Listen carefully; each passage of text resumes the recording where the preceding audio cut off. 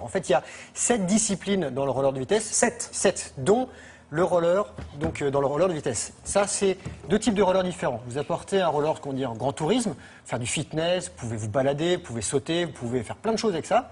Avec celui-là, c'est beaucoup plus compliqué. Ça, c'est un roller donc, de vitesse. Ah oui.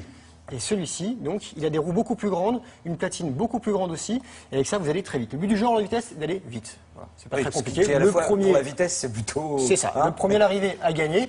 En individuel, en groupe, vous êtes sur 200 mètres ou sur 70 km. Il y a aussi des marathons. Voilà, ça demande de la tactique, de la technique. C'est très athlétique.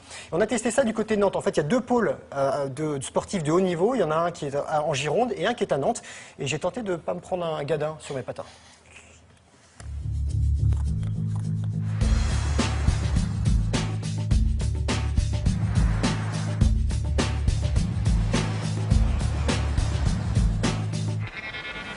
C'est bon, là j'ai la tenue de patineur de vitesse. Impeccable. Et maintenant, il va falloir t'apprendre des bases avant que tu partes. Alors Grégoire, on va commencer par la position de base. Tu mets les pieds de la largeur des épaules et les coudes sur les genoux, sans patiner, en te laissant rouler. Ce qui est important, c'est que tu aies les genoux avancés au niveau de la route devant, d'accord?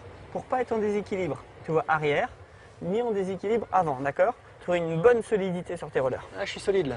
T'es nickel. Là je peux faire des milliers de kilomètres comme ça. Alors les chaussures d'un roller de course, elles sont en carbone, très très dures et beaucoup plus basses qu'un roller traditionnel, alors que la platine est beaucoup plus longue. Les roues vont jusqu'à 110 mm de diamètre.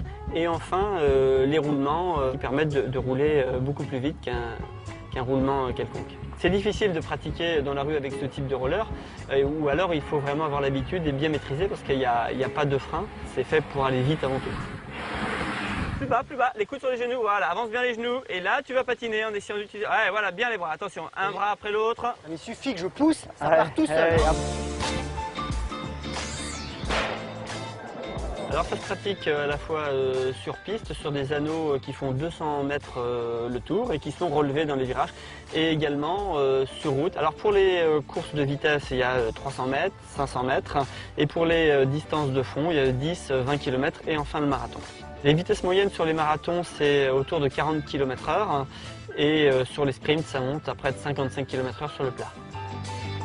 Ce que tu peux vous essayer avant de terminer là, c'est simplement de patiner les mains dans le dos.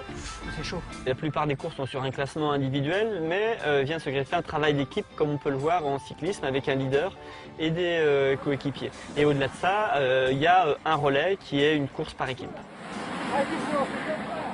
La spécificité du roller course, c'est le croisé, c'est ça? Tout à fait, il faut que tu sois capable de croiser dans les virages si tu veux aller vite. Pour ça, il faut que tu sois bien fléchi et que tu passes une jambe par-dessus l'autre. Et je regarde où? Toujours en face, c'est pareil. On regarde jamais ses pieds, on regarde toujours en face. J'ai peur de tomber. T'inquiète pas, t'inquiète pas. C'est très proche du patinage sur glace. Ce sont 2 sports qui se ressemblent. Il y a d'ailleurs des athlètes qui font les deux. C'est un mélange entre le cyclisme et puis l'athlétisme. C'est vrai que chez nous, comme dans le cyclisme, la notion de peloton est très importante parce qu'on a beaucoup d'aspiration lorsqu'on patine les uns derrière les autres. Et l'athlétisme de par les distances. Attention, attaque de Greg! Il n'y a personne qui suit là. Essayez de vous écarter, messieurs. Grégoire va reprendre sa place. Ah, faut rentrer un petit peu plus tôt. Voilà, c'est pas mal. Ouais. C'est un peu chaud là. Dans un peloton, on a vraiment les sensations du roller de vitesse.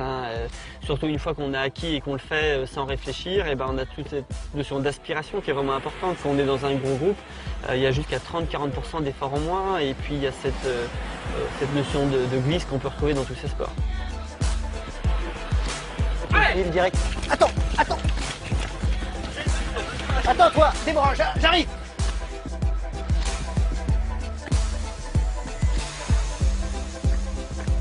Là, je suis à fond là. Je suis à fond. Oui, on voit que vous n'avez pas été à la main jaune quand vous étiez jeune.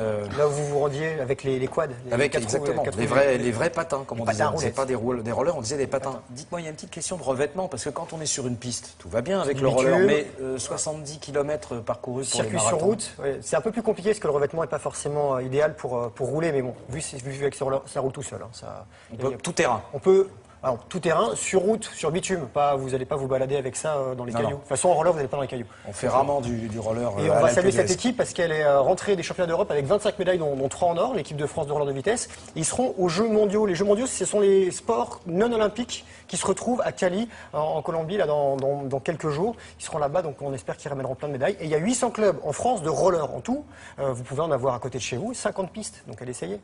C'est bien pour l'été. C'est parti. J'y vais. Vous me donnez lequel, celui-là ou celui-là? Celui de vitesse. Hein. Celui vitesse. Super. C'est dit, hein, vous avez.